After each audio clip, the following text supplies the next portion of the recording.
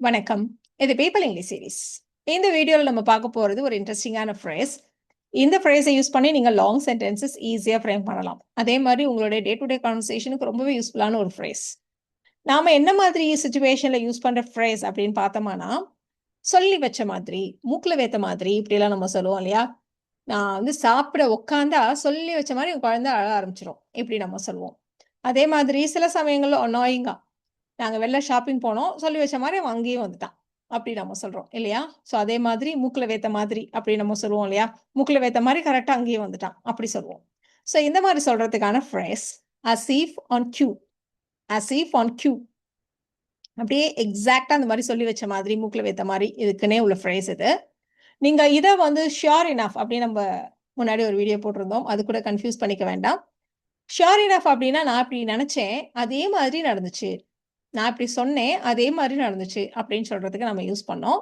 Asif on Q வந்து இது உங்களுக்கு தமிழ்லயே உங்களுக்கு தெரிஞ்சிருக்கும். கரெக்ட்டா அந்த டைம்க்கு எப்பவும் இப்படிதான் நடக்கும். இல்ல இப்படி ஆனா இப்படிதான் நடக்கும். அந்த மாரி நம்ம டைம ரிலேட் பண்ணி நம்ம வந்து சொல்றோம். ஸோ அசீஃப் ஆன் கியூவ நெறைய எக்ஸாம்பிள்ஸ் பார்க்கலாம். அப்போ உங்களுக்கு ரொம்பவே ஈஸியா இருக்கும். இப்ப இந்த அசீஃப் ஆன் கியூவ பொறுத்தவரைக்கும் இத அப்படியே நம்ம கனெக்ட் பண்ற மாரி தான் நம்ம யூஸ் பண்ண போறோம். அஃப்கோர்ஸ் இது வந்து ஒரு கன்ஜங்ஷன் இல்ல. அதனால எப்பவுமே இத ஒரு அண்டோட சேர்த்து தான் இத நம்ம யூஸ் பண்ணுவோம். இப்ப எப்படி இருக்க போகுது அப்படின்னா, statement 1 and as if on cue, statement 2 இந்த மாரி தான் நம்ம ஃப்ரேம் பண்ண போறோம். ஸோ அதனால இது வெறுமனே இந்த அசீஃப் ஆன் கியூ கத்துக்கிறதுக்கு மட்டும் இல்ல இந்த வீடியோ. நீங்க வந்து இந்த மாரி இந்த ஸ்டேட்மெண்ட் 1, ஸ்டேட்மெண்ட் 2 மாரி சின்ன சின்ன ஸ்டேட்மெண்ட்ஸ நெறைய பிராக்டிஸ் பண்றதுக்கும் இந்த வீடியோவ உங்களுக்கு யூஸ்ஃபுல்லா இருக்கும். இந்த மாரி தான் நம்ம எப்பவுமே போடுறோம் லாங் சென்டென்சஸ் ஃப்ரேம் பண்றப்போ. ஸோ நீங்க எப்படி இத யூஸ் பண்ணிக்கலாம் அப்படின்னா, ஒவ்வொரு சென்டென்ஸையும் நம்ம ஃபர்ஸ்ட்டு காட்டுறப்பவே நீங்க ஸ்டாப் பண்ணிட்டு, நீங்க வந்து சின்ன சின்ன சென்டென்ஸஸ ட்ரை பண்ணுங்க. ஸோ அது வந்து உங்களுக்கு ஒரு நல்ல பிராக்டிஸா இருக்கும்.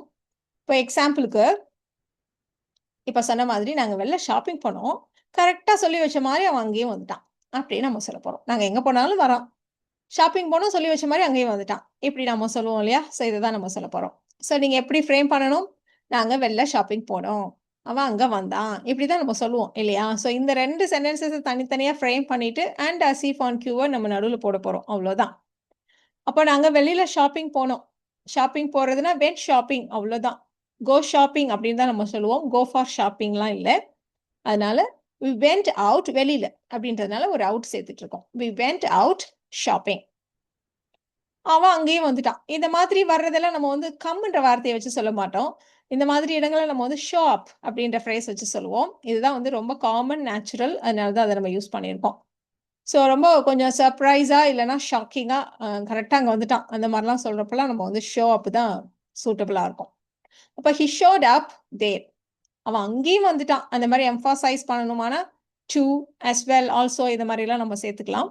அப்ப he showed up there as well. அங்கேயும் வந்துட்டான் அப்படின்னு சொல்றதுக்கு. இப்ப இத நம்ம கம்பைன் பண்ண போறோம். We went out shopping and Asif on cue, he showed up there as well. நீங்க சும்மா சொன்னீங்களானா, இந்த சென்டென்ஸ்ல எந்த எஃபெக்டும் இருக்காது. We went out shopping, he showed up there. நாங்க ஷாப்பிங் போனோம், அவன் அங்க வந்துட்டான். அவ்வளோதான். இதுல வந்து எந்த பஞ்சும் இல்ல. நம்ம சொல்ற அந்த எக்ஸாக்ட் அந்த அனாயன்ஸ், அந்த இரிட்டேஷன் எதுவுமே இல்ல இல்லையா? அந்த சென்டென்ஸ்ல கன்வே ஆகல இல்லையா? பட் இந்த அசீஃப் ஆன் கியூவ வந்து சொல்றப்பவே நமக்கு வந்து எக்ஸாக்ட்டா நம்ம சொல்ற மாரி, ஷாப்பிங் போனோமா, கரெக்ட்டா சொல்லி வச்ச மாரி அவன் அங்கேயும் வந்துட்டான். அந்த எக்ஸாக்ட்டா நீங்க வந்து அத கன்வே பண்ண முடியும்.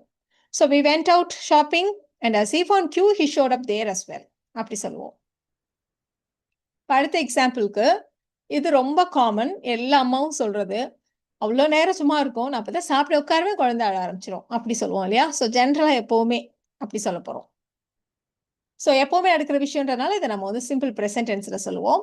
ஸோ நான் சாப்பிட உட்காரும்போது தான், அப்பதான் அப்படி சொல்லப் போறோம். ஸோ நம்ம இதுதான் நம்ம சொல்றது. அந்த கரெக்ட்டா அந்த டைம்க்கு தான் சொல்லி வச்ச மாரி இப்படி நடக்கும். அப்படி சொல்றோம் நம்ம. ஸோ உட்காரும் போதுன்னு இருக்கு. அப்ப வென்னு நம்ம ஸ்டார்ட் பண்ணலாம். So when I sit down to eat. When I sit down to eat. என்ன ஆகும்? என் குழந்தை அழ ஆரம்பிச்சிடும். My child will start crying. When I sit down to eat, my child will start crying. இப்போ இத தான் நாம இன்னும் கொஞ்சம் பஞ்சியா அப்படி சொல்லப் போறோம். இந்த இடத்துல நம்ம ஏன் அண்ட் போடல? இந்த இடத்துல வென் என்ற கன்ஜங்ஷன் ஆல்ரெடி இருக்கு. அதனால நம்ம அண்ட் போட வேண்டாம். இல்லையா? அப்போ when I sit down to eat, as if on cue, my child will start crying.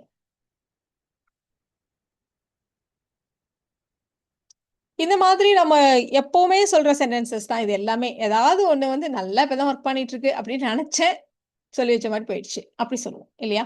சரி நான் இப்ப தான் அந்த கிரைண்டர் நல்லா வேலை செய்யுதுன்னு சொன்னேன். சொல்லி வச்ச மாரி அது வந்து புகைய ஆரம்பிச்சுருச்சு. இப்படி சொல்லப் போறோம்.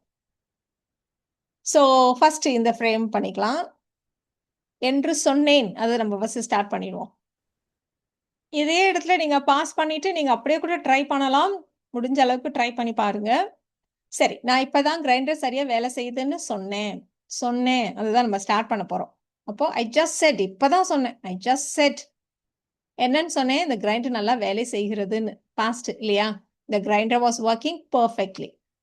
I just said the grinder was working perfectly. என்ன ஆனுச்சு? அது புகைய ஆரம்பித்து விட்டது. It started smoking. I just said the grinder was working perfectly. And as if on cue, it started smoking. So இந்த இடத்துல வேற எதுவும் கன்ஜங்ஷன் இல்ல. அண்டு சேர்த்துட்டு இருக்கோம். I just said the grinder was working perfectly. And as if on cue, it started smoking. இப்போ நம்ம இந்த மூக்குல வைத்த மாரி, அதுக்கு ஒண்ணு சொல்லலாம். பெரும்பாலும் இத வந்து நம்ம சாப்பாடு விஷயத்துல, பண விஷயத்தோட தான் நம்ம வந்து இந்த மூக்குல வைத்த மாரி அப்படி சொல்லுவோம். இல்லையா? நான் இன்னைக்கு தான் சம்பளம் வாங்குனேன். கரெக்ட்டா மூக்குல வைத்த மாரி அவ பணம் கேட்டு வந்துட்டா. அப்படி சொல்லப் போறோம். ஸோ நான் இன்று தான் சம்பளம் வாங்குனேன். பெரும்பாலும் நம்ம இந்த மாரி எம்பசைஸ் பண்றதுக்கு ஜஸ்ட் சேர்த்துக்கிறோம். அதே மாதிரி பார்த்தீங்களான்னா, இந்த ஆஸ் இஃப் ஆன் கியூவே நமக்கு தேவையான அந்த எம்பசைஸ் பண்ற விஷயத்த அதுவே குடுத்துடும். ஸோ அதனால நம்ம நெறைய இதுக்காக ரொம்ப கஷ்டப்படணும்னு அவசியம் இல்ல. ஸோ இன்னைக்கு தான் சம்பளம் வாங்குனேன். I just got my salary today. I just got my salary today. அவ வந்தா. She came. எதுக்கு வந்தா? To ask for money. பணம் கேட்டு வந்துட்டா. She came to ask for money. I just got my salary today. And as if on cue, she came to ask for money. இப்ப இது மட்டும் இல்லன்னு வச்சுக்கோங்களேன். நீங்க சொல்லி பாருங்களேன். ரொம்ப நார்மலா இருக்கும் இந்த சென்டென்ஸ். நான் இன்னைக்கு சம்பளம் வாங்குனேன். அவ பணம் கேட்டு வந்தா. அவ்ளோதான். இல்லையா? ஸோ அதுல நம்ம சொல்ற அந்த எக்ஸாக்ட்டா நம்மளோட எமோஷன் கன்வே ஆகாது. So I just got my salary today and as if on cue, she came to ask for money. இத நீங்க ட்ரை பண்ணலாம். ரொம்ப சிம்பிள். நான் இன்னைக்கு லஞ்சுக்கு பிரியாணி பண்ணேன். எப்படி தான் தெரியுமோ தெரியாது. என் ஃப்ரெண்ட் கரெக்ட்டா லஞ்சுக்கு வந்துட்டான். மூக்குல வைத்த மாரி லஞ்சுக்கு வந்துட்டான். அப்படி நம்ம சொல்லுவோம். ஆஃப் கோர்ஸ் இது ரொம்ப ரூட். இந்த மாரி நம்ம யாரையும் சொல்லக்கூடாது. பட் நம்ம ஃப்ரெண்டுன்றப்போ நம்ம அந்த மாரி கேஷுவலா சொல்லுவோம் இல்லையா? விளையாட்டா. ஸோ அந்த மாரி சொல்லலாம். ஸோ நான் இன்னைக்கு பிரியாணி பண்ணேன். I made biryani today. இப்போ மூக்குல வைத்த மாரின்னு சொல்றதுக்கும் as if on cueன்னு தான் நம்ம சொல்லப் போறோம். என்னோட ஃப்ரெண்ட்ஸ் லஞ்சுக்கு வந்தான். My friend came for lunch. I made biryani today and as if on cue, my friend came for lunch. I made biryani today and as if on cue, my friend came for lunch. இதுவும் ரொம்ப common. நம்ம வந்து நாமளே கண்ணு வச்சுக்கிட்டோம் அந்த மாரி சொல்லுவோம். சரி எனக்கெல்லாம் உடம்பு சரியில்லாம போவே போகாதுப்பா அப்படின்னு நான் எங்க அம்மா கிட்ட சொன்னேன். சொல்லி வச்ச மாரி அடுத்த நாளே நான் காய்ச்சலோட தான் எந்திரிச்சேன். அப்படி சொல்லப் போறோம். ஸோ எனக்கெல்லாம் உடம்பு சரியில்லாம போகவே போகாது. நெவர் அப்படி சொல்லப் போறோம். ஸோ எங்க அம்மா கிட்ட சொன்னேன். அதுலேருந்து தான் நம்ம ஸ்டார்ட் பண்ணணும். இப்படின்னு சொன்னேன் அப்படிங்கிறப்போ நம்ம என்ன யார்கிட்ட என்ன சொன்னோங்கிறதுலேருந்து தான் நம்ம ஸ்டார்ட் பண்ணணும் இல்லையா? அப்ப I told my mom. I told my mom. என்ன சொன்னோம்? எனக்கெல்லாம் உடம்பு சரியில்லாம போகவே போகாதுன்னு.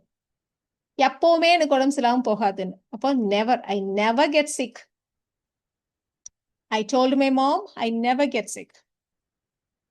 அடுத்த நாளே எந்திரிச்சேன். ஐ வோக் அப். எப்படி? காய்ச்சலோட தான் எந்திரிச்சேன். I woke up with a fever the next day. I told my mom I never get sick. And as if on cue, I woke up with a fever the next day.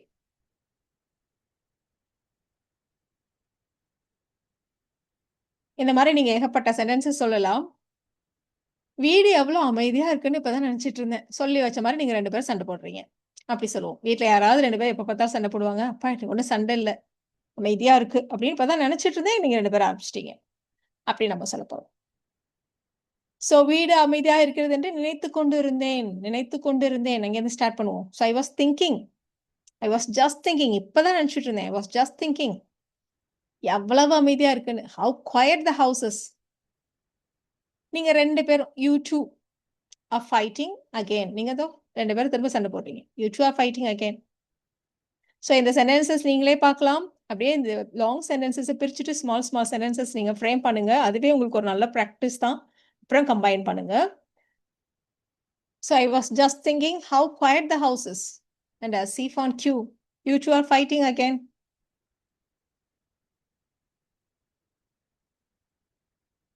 இப்போ நான் இப்பதான் உன்னுடைய சமையல் திறமை பத்தி பெருமையா பேசிட்டு இருந்தேன். சொல்லி வச்ச மாரி நீ இன்னைக்குன்னு இந்த டிஷ்ஷ தீச்சு வச்சிருக்க. அப்படி சொல்லப் போறோம். ஸோ பெருமையா பேசிட்டு இருக்குது அப்படின்னா நம்ம வந்து பிராகிங் அப்படின்னு நம்ம சொல்லுவோம். ஸோ நான் பெருமை பேசிட்டு இருந்தேன் அப்படின்னு சொல்றதுக்கு ஐ வாஸ் பிராகிங். எத பத்தி? உன்னுடைய சமையல் திறமை பத்தி. About your cooking skills. I was bragging about your cooking skills. நீ டிஷ்ஷ தீச்சு வச்சிருக்க. You have burnt the dish. இப்ப நான் இல்லன்னா யூ பர்ன்ட் த டிஷ். எப்படி வேணா சொல்லுங்க. I was bragging about your cooking skills. And as if on cue, you burnt the dish. I was bragging about your cooking skills and as if on cue, you burnt the dish. இப்போ நம்ம இவ்ளோ நேரம் இந்த as if on cue பார்த்தோம் இல்லையா? இதுக்கு இன்னொரு phrase கூட இருக்கு. அதையும் நம்ம பார்த்துடலாம். ஸோ அது என்ன அப்படின்னா, wouldn't you know it? Wouldn't you know it? கண்டிப்பா இந்த as if on cue உங்களுக்கு கொஞ்சம் சிம்பிளா தெரியும். But wouldn't you know it ரொம்ப காமன் ஸ்போக்கன்ல. ஸ்பெசிஃபிக்கா இதை எங்க யூஸ் பண்ணுவோம் அப்படின்னா, எப்பவுமே இது இப்படிதான் நடக்கும். உனக்கே தெரியாதா இந்த மாரி சமயத்துல என்ன நடக்கும்னு? அதான் நடந்துச்சு. அந்த மாதிரி. பட் லிட்டரலி நம்ம அந்த மாரி டிரான்ஸ்லேட் பண்ண மாட்டோம். இதையும் நம்ம வந்து சொல்லி வச்ச மாதிரி அப்படிதான் நம்ம சொல்லுவோம். பட் இதோட எக்ஸாக்ட் மீனிங் அதுதான். அதுலயும் ஸ்பெசிஃபிக்கா பார்த்தீங்களான்னா, ரொம்ப எரிச்சல்ல தான் நம்ம இத சொல்லுவோம். எப்பவுமே இது இப்படிதான் நடக்கும். அப்படின்ற மாதிரி ஒரு மாரி எரிச்சல்ல நம்ம சொல்லுவோம் இல்லையா? ஸோ அதுதான் இந்த wouldn't you know it. As if on கியூவ பொறுத்தவரைக்கும் நீங்க வந்து பாசிட்டிவான விஷயம், நெகட்டிவான விஷயம். ஃப்ரஸ்ட்ரேஷனுக்கும் சொல்லலாம், ஹாப்பியாவும் சொல்லலாம். நான் இந்த ட்ரெஸ் தான் வாங்கணும்னு நினைச்சுட்டு இருந்தேன். சொல்லி வச்ச மாரி கரெக்ட்டா எங்க அப்பா அதே எனக்கு வாங்கி குடுத்துட்டார். அப்படி சொல்லலாம். அசீஃப் ஆன் கியூவ யூஸ் பண்ணி. பட் அந்த இடத்துல நம்ம வுடன்ட் யூ நோ இட்ட நம்ம சொல்ல மாட்டோம். வுடன்ட் யூ நோ இட் வந்து ஸ்பெசிஃபிக்கா இந்த மாரி அன்னாயன்ஸ், எரிச்சல் அதுக்கு தான் நம்ம சொல்லுவோம். இப்போ புதுசா வெள்ள சட்டை போட்டேன். சொல்லி வச்ச மாரி காஃபி ஊத்திக்கிட்டேன். எந்த இடத்துலயும் நம்ம சொல்லி வச்ச மாதிரின்னு சொல்றோமே! ஆமா, நம்ம வுடன்ட் யூ நோ இட்ட வந்து தமிழ்ல டிரான்ஸ்லேட் பண்றப்போ சொல்லி வச்ச மாதிரி அப்படிதான் நம்ம சொல்லுவோம். ஆ எப்பவுமே ஆனா அது எப்படிதான் நான் பண்ணிட்டு இருப்பேன்னு வச்சுக்கோங்களேன். எப்பவுமே ஒரு ட்ரெஸ்ஸ போட்டேன்னா, அதுல ஏதாவது ஒரு கரையாயிடும். உனக்கே தெரியும்ல, அந்த மாரி தான் ஆயிடுச்சு. அந்த மாதிரி தான் நம்ம இந்த இடத்துல வுடன்ட் யூ நோ இட்ட எரிச்சல வெளிப்படுத்துற மாரி நம்ம சொல்றோம். ஸோ புதுசா வெள்ள சட்டை போட்டேன். I wore my new white shirt. காஃபிய சிந்திட்டேன். I spilt coffee on it. இப்ப இத தான் நம்ம சேர்க்க போறோம். இதெல்லாம் சொல்லி வச்ச மாதிரி. இந்த இடத்துல நீங்க அசீஃப் ஆன் கியூவும் போடலாம். வுடன்ட் யூ நோ இட்டும் நீங்க தெரிஞ்சுக்கணுங்கிறதுக்காக அதையும் நம்ம சொல்றோம். I wore my new shirt. I wore my new white shirt. And wouldn't you know it? I spilled coffee on it. உனக்கே தெரியும்ல என்ன ஆகும்ன்ட்டு, வழக்கம் போல காஃபி ஊத்திடுச்சு. இப்படிதான் நம்ம மீன் பண்றோம். I wore my new white shirt and wouldn't you know it? I spilled coffee on it. இப்ப அதே மாதிரியான இன்னொரு எக்ஸாம்பிள் தான். நாங்க வழக்கம் போல ஒரு பிக்னிக் போலான்னு பிளான் பண்ணோம். உனக்கே தான் தெரியுமே, இந்த மாரி எப்ப நாங்க பிளான் பண்ணாலும் வீட்ல யாருக்காவது உடம்பு சரியில்லாம போயிடும். ஏதாவது ஒரு பிரச்சனையாகும். போக முடியாம ஆயிடும். ஸோ அதே மாரி தான் நடந்துச்சு. அதுதான் நம்ம இந்த இடத்துல சொல்றோம். ஸோ நாங்க வந்து ஒரு பிக்னிக் பிளான் பண்ணோம். வழக்கம் போல சொல்லி வச்ச மாதிரி என்னோட ஃபாதர் இன் லாக்கு உடம்பு சரியில்லாம போயிடுச்சு. ஸோ யாருக்காவது ஏதாவது மாரி ஆகும். அப்புறம் அப்படி கேன்சல் ஆயிடும். இதுதான் நடக்கும். இப்படி நாம சொல்றோம். ஸோ இந்த மாரி அந்த ஃப்ரஸ்ட்ரேஷன வெளிப்படுத்துறதுக்கு தான் நம்ம வுடன்ட் யூ நோ இட்? உனக்கு தான் தெரியுமே வழக்கமா என்ன நடக்கும்னு. அந்த மாரி நம்ம மீன் பண்றோம். We planned a picnic and wouldn't you know it? My father-in-law got sick. We planned a picnic and wouldn't you know it? My father-in-law got sick. So இந்நேரம் நீங்க ஏகப்பட்ட சென்டென்சஸ் உங்களுடைய மைண்ட்ல நீங்க ஃப்ரேம் பண்ண ஆரம்பிச்சிருப்பீங்கன்னு எனக்கு தெரியும். ஸோ உங்களுடைய சென்டென்சஸ நீங்க கமெண்ட்ல சொல்லுங்க. அஃப்கோர்ஸ் நீங்க பிராக்டிஸ் பண்றதுக்கும் இங்கே சில சென்டென்சஸ் இருக்கு. நீங்க ட்ரை பண்ணலாம். நம்ம வழக்கமா சொல்றது தான். பேய பத்தி பேச ஆரம்பிச்சா சொல்லி வச்ச மாரி லைட்லாம் ஆஃப் ஆயிடுச்சு. அப்படி சொல்லலாம். அதே மாதிரி நான் உன்ன பத்தி தான் பேசிட்டு இருந்தேன். சொல்லி வச்சிருந்த மாரி நீயே எனக்கு ஃபோன் பண்ணிட்ட. ரொம்ப காமனான ஒரு சென்டென்ஸ் இல்லையா? அப்புறம் நாங்க ஒரு மேட்ச் பண்ணலான்ட்டு எல்லாரும் கிரவுண்டுக்கு போய் அப்பதான் கேதர் ஆனோம். சொல்லி வச்ச மாரி மழை பெய்ய ஆரம்பிச்சிருச்சு. ஸோ இந்த 3 சென்டென்சஸ நீங்க ட்ரை பண்ணுங்க. ஸோ ஏதாவது ஒரு இடத்துல நீங்க வந்து இப்போ ஃப்ரஸ்ட்ரேஷன வெளிப்படுத்துற மாதிரி, இப்போ ஃபார் எக்ஸாம்பிள் இந்த கிரவுண்ட்ல போறது, மழை பெய்ய ஆரம்பிக்கிறது. இந்த இடத்துல நீங்க வுடன்ட் யூ நோ இட் கூட வச்சு இந்த சென்டென்ஸ நீங்க ஃப்ரேம் பண்ணலாம். ஸோ இத ட்ரை பண்ணுங்க. அடுத்த ஸ்லைட்லயே உங்களுக்கான ஆன்சர்ஸ நீங்க செக் பண்ணிக்கலாம்.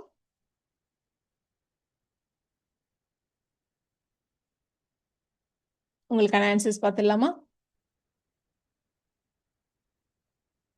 இந்த இடத்துல நம்ம எல்லா இடத்துலயும் அசீஃப் ஆன் கியூன்னு தான் நம்ம சொல்லியிருக்கோம்.